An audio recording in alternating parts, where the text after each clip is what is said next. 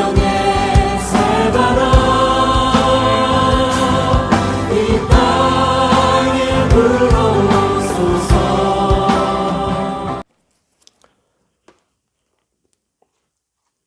네, 산골의 아침 오늘 말씀은 요한계시록 5장 5절부터 8절 말씀입니다. 셋째 인을 떼실 때에 내가 들으니 셋째 생물이 말하되 오라 하기로 내가 보니 검은 말이 나오는데 그 탄 자가 손에 저울을 가졌더라. 내가 네 생물 사이로부터 나는 듯한 음성을 들으니 이르되 한 데나리온의 밀 한 대요 한 데나리온의 보리 석 대로다. 또 감람류와 포도주는 해치지 말라 하더라. 넷째 인을 떼실 때에 내가 넷째 생물의 음성을 들으니 말하되 오라 하기로 내가 보매 청황색 말이 나오는데 그 탄자의 이름은 사망이니 음부가 그 뒤를 따르더라. 그들이 땅 4분의 1의 권세를 얻어 검과 흉년과 사망과 땅의 짐승들로서 죽이더라. 아멘. 자, 셋째 인은 경제를 말하고 있습니다. 경제는 손에 저울을 가지고 있죠. 그래서 균형, 항상 불균형, 균형 이런 것을 통해서 역사가 진행되어 왔다 이런 것을 알 수가 있습니다. 가진 자는 계속 더 가지고 싶어 하고 못 가진 자는 가진 자를 부러워하고 또 혹은 다양한 방법을 통해서 자기도 가진 자가 되려고 하는 이런 과정들을 통해서 역사가 발전되어 오는 것이죠. 그래서 이 경제적 불균형을 통해서 역사는 계속해서 발전되어 왔는데 이 부분에서 특이한 점이 있습니다. 그냥 보여주시기만 한 것이 아니라 음성을 들려주시는데 한 데나리온의 밀 한 대요 한 데나리온의 보리 석 대로다. 이런 이야기가 나오는 거죠. 그래서 경제의 양대 축에 대해서 좀 설명이 필요해서 이 말씀을 해주신 것 같습니다. 사도 요한은 이 말을 들을 때 뭔지를 확 알았을 것 같은데 저희 같은 경우는 이 말이 무슨 말인지 사실 굉장히 오랫동안 묵상하고 또 생각하고 여러 가지 찾아봤는데 제가 내린 결론은 생산과 서비스 두 개를 말하는 것 같습니다. 그래서 밀과 보리는 생산, 그 다음에 감람류와 포도주는 이것은 먹고 사는 목숨과 관련된다기보다는 어느 정도 누리고 향락이나 사치나 어느 정도 이렇게 누리는 것에 포함되기 때문에 이 두 가지를 좀 구분해서 경제를 봐야 된다라고 보시는 것 같습니다. 그래서 한 데나리온의 밀 한 대면은 한 대는 여기서 1.08리터입니다. 그러니까 얼마 안 되는 거죠. 한 데나리온은 노동자가 하루 일을 해서 벌 수 있는 그런 돈인데 그것이 밀 한 대밖에 살 수 없다면은 굉장히 팍팍한 삶이 되겠죠.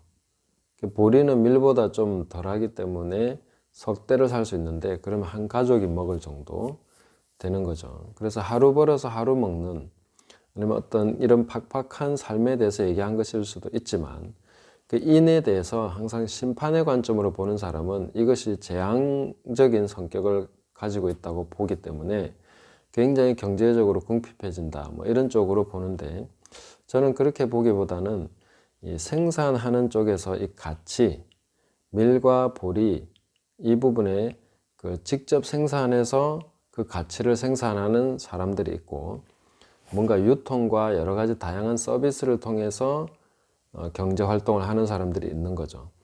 그리고 이 두 가지가 같은 축으로서 계속 서로 견제하기도 하고 또 서로 뭔가 공생하면서 이 역사가 계속 진행되어 오고 발전되어 오는 것이죠. 갈수록 이 유통, 서비스 쪽이 더 강력한 힘을 가지게 됩니다. 그래서 크리스천들은 특별히 감람류와 포도주로 상징되는 이 부분에 대해서 이런 경제에 대해서 해치지 말라 하는 표현을 썼는데 이 해치지 말라는 것은 잘못 대하지 말라는 것입니다.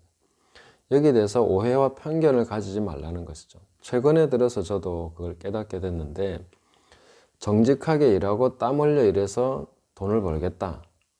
이것만 가지고 우리가 올바른 경제관을 가지고 있다라고 생각하면 안 되는 거죠. 감람류와 포도주에 대해서 잘못된 견해를 가지고 있는 것입니다.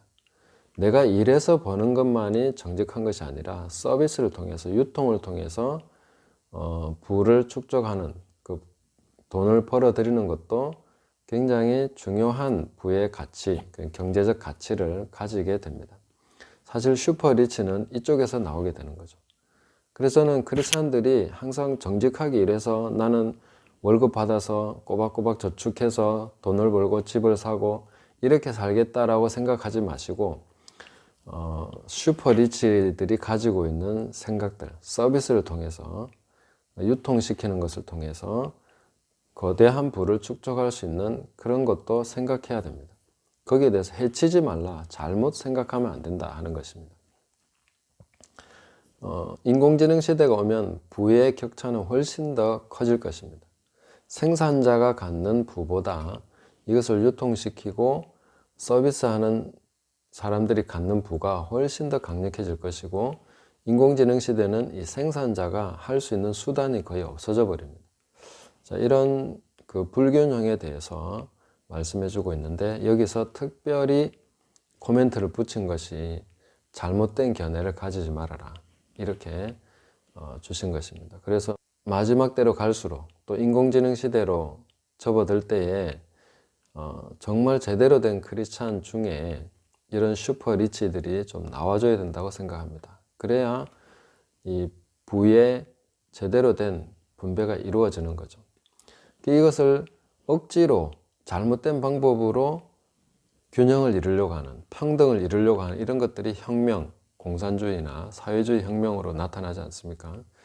그런 것을 그런 부작용들이 없는 제대로 된 부의 분배, 이것은 크리스천들이 제대로 된 마음을 가지고 그 정직한 마음을 가진 크리스천들이 감람류와 포도주에 대해서 잘못된 견해를 버리고 이 부분에서 제대로 된 부를 축적을 해서 올바른 나눔을 통해서, 올바른 공유를 통해서 이 부가 골고루 함께 공유될 수 있는 그런 방식을 찾아내야 된다.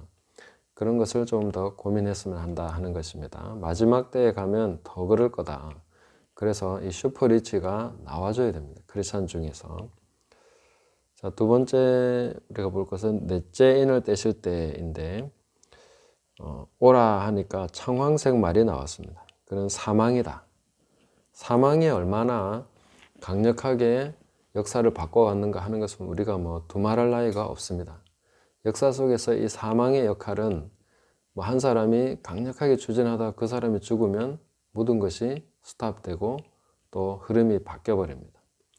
이런 일들을 계속 반복해온 것이 역사인데, 하나님께서는 때와 기한은 하나님께서 자기 권한에 두셨다, 이렇게 말씀하셨는데, 이 사람의 수명을 통해서 얼마만큼의 삶을 살아가느냐를 통해서 역사를 조정해 오셨습니다. 악인이 너무 오래 살면 어떡하겠습니까? 그 사람이 살다가 어느 날 죽는 거죠. 죽으면 끝납니다. 늙어서 죽든 병들어 죽든.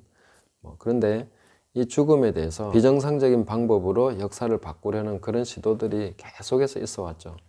그래서 중국의 황제들 200몇 명 중에 제명에 죽은 사람이 50%밖에 안 된다. 자연사한 사람이 50%라고 합니다. 그 중에 거의 암살이나 다른 방식으로 죽임을 당한 사람이 50%가 넘는다는 것이죠. 자, 이런 식으로 역사는 계속 그렇게 바뀌어 왔습니다. 뭔가를 바꾸고 싶어 하는 사람들은 사망을 굉장히 중요한 도구로서 활용해 왔습니다. 지금도 마찬가지입니다. 테러 단체를 와해시키려고 하면 어떻게 됩니까? 지도자가 사망하면 끝나는 거죠. 그런 식으로 사망이라는 것은 역사를 바꿔왔고 좋은 쪽으로든 나쁜 쪽으로든 역사해 왔다 하는 것을 알 수 있습니다. 이것이 4분의 1의 권세를 가지고 있다 했습니다. 역사를 바꿀 수 있는 굉장히 강력한 힘인 것이죠. 4분의 1의 권세입니다. 자, 그런데 여기서 우리가 첫째 인부터 넷째 인까지 봤는데, 이 말 타고 나온 존재들이 보여준 것은 역사가 이렇게 강력하게 말을 타고 가는 것은 굉장히 강력하게 흘러가는 그런 힘을 보여주고 있는 것이고, 그 위에 탄 존재들이 어떤 의미를 보여주고 있는 것인데, 이런 힘을 가지고 역사가 진행되어 온 것을 보여주고 있습니다. 근데 크리스찬들은 그러면 이 역사에 대해서 그냥 아 그렇구나 하고 그렇게 흘러가겠지라고만 있어야 되는 것은 아닙니다. 우리는 사망을 대적해야 됩니다. 잘못된 사망이 일어나지 않도록, 또 올바른 영적 지도자 혹은 하나님께서 사용하시는 지도자가 죽지 않도록 기도해야 됩니다.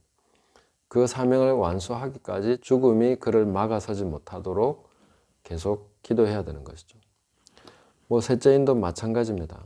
우리가 경제적인 불균형 이런 것들을 올바르지 못한 방법으로, 잘못된 방법으로 할 것이 아니라 올바른 방법으로 감람류와 포도주에 대해서 정당한 시각을, 가치를 부여하고 그 부분에서도 우리가 부를 창출해서 제대로 함께 나누면서 아름다운 사회를 만들어갈 수 있는, 가난한 자들을 생각하며 함께 나눌 수 있는 그런 사람들이 더 많아져야 되는 거죠.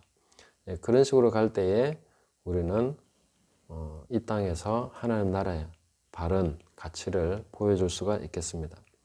그리고 앞에서 우리가 본 것에 대해서도 이 화평을 제하면서 또 역사가 바뀌어 왔는데, 그러면 화평이 없어지는 걸 우리는 그냥 당해야 됩니까? 올바른 화평까지도 없어지는 것, 다툼이 계속 일어나는 것을 우리는 방치할 수 없는 것이죠.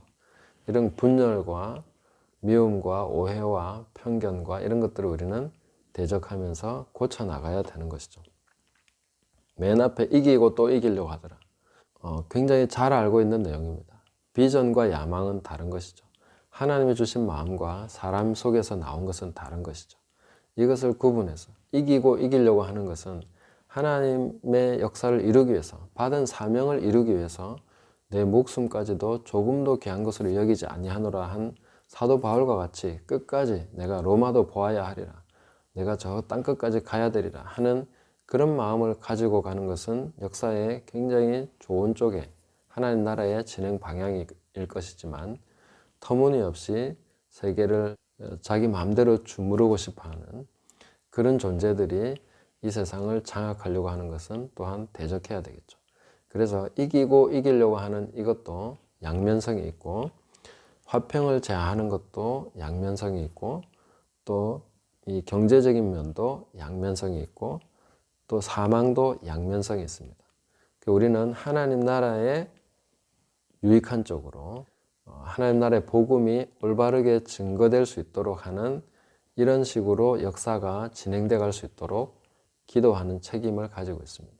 그것은 바로 우리가 땅에서 제사장, 왕 노릇하기 위해서 부름받았기 때문에 우리 이것을 잘 깨닫고 기도를 통해서, 우리 모든 삶을 통해서 하나님 나라 복음이 이 땅에서 땅끝까지 증거되도록, 또 그것이 이 땅에서 꽃 피우고 열매 맺을 수 있도록 그렇게 기도하면서 순종하면서 나가야 되겠습니다. 오늘도 말씀 붙드시고 승리하는 복된 하루 되시기를 예수님의 이름으로 축복합니다. 감사합니다.